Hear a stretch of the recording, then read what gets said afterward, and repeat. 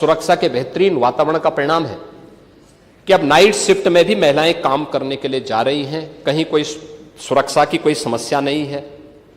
युवाओं के लिए एक नई स्कीम सीएम युवा उद्यमी के रूप में हम लोगों ने लागू की है और मुझे प्रसन्नता है कि 1,10,000 से अधिक युवाओं को अब तक इस योजना के माध्यम से हम लोगों ने गारंटी मुक्त और ब्याज मुक्त ऋण की सुविधा उपलब्ध करवाई है।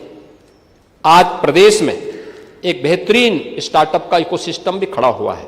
18,000 से अधिक startup, 76 incubator, 7 centre of excellence और 8 यूनिकॉर्न आज अकेले यूपी में हैं। आगरा लखनऊ एक्सप्रेसवे अधूरा, लेकिन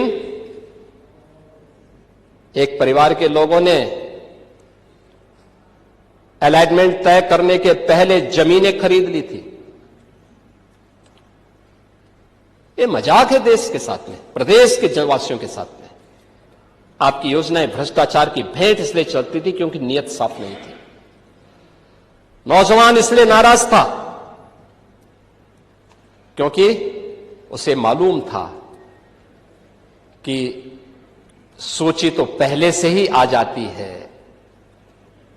महाभारत के सारे रिश्ते निकल जाते थे, सूची पहले से निकल जाती थी, नौजवान ठगा का ठगा रह जाता था।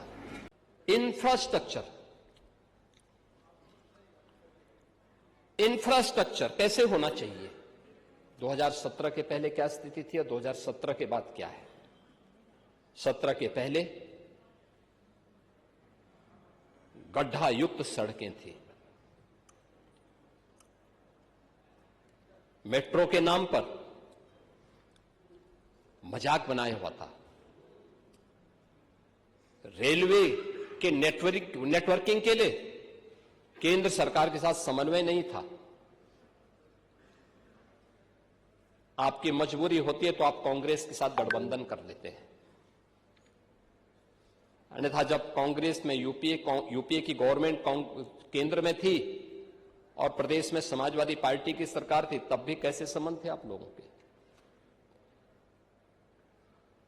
यानी मजबूरी के नाम आपके संबंध थे, अन्यथा आप लोग किस प्रकार की अराजकता फैलाते थे किसी से छुपा हुआ नहीं है। लेकिन इंफ्रास्ट्रक्चर कैसे होना चाहिए? 17 के पहले यूपी में 1.5 एक्सप्रेसवे थे और आज उत्तर प्रदेश के अंदर 22 एक्सप्रेसवे और देश के अंदर अगर ये सभी 22 के 22 बन जाएं तो 60% एक्सप्रेसवे पर अकेले यूपी का कब्जा होगा। अकेले यूपी, देश के अंदर जितने एक्सप्रेसवे होंगे उनमें 60% यूपी के पास। आपने पॉलिसी पैरालिसिस के कारण यूपी को बीमारू राज्य बना दिया था। यूपी जैसा राज्य बीमार हो गया था, पहचान के संकट का मोहताज हो गया था। आज पॉलिसी पैरालिसिस नहीं है। आज हमारे पास 33 सेक्टोरल पॉलिसीज है, पिक एंड चूज नहीं है। इसमें आप आइए, निवेश करिए। सरकार के ये नियम है, सरकार इस पे इसके अनुरूप आपको ये सुविधा देगी। परिणाम है यूपी के अंदर निवेश आ रहा है।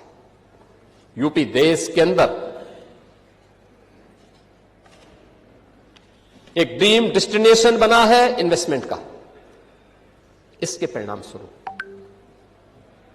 बीमारू राज्य से उभर करके पिछले 5 वर्ष में यूपी अब रेवेन्यू सरप्लस स्टेट के रूप में अपने आप को स्थापित किया है। और जितना यूपी प्रोग्रेस किया है, आज देश के अंदर आर्थिक स्थिति में अन्य राज्यों की स्थिति यूपी से उतनी अच्छी नहीं जितनी यूपी आज है।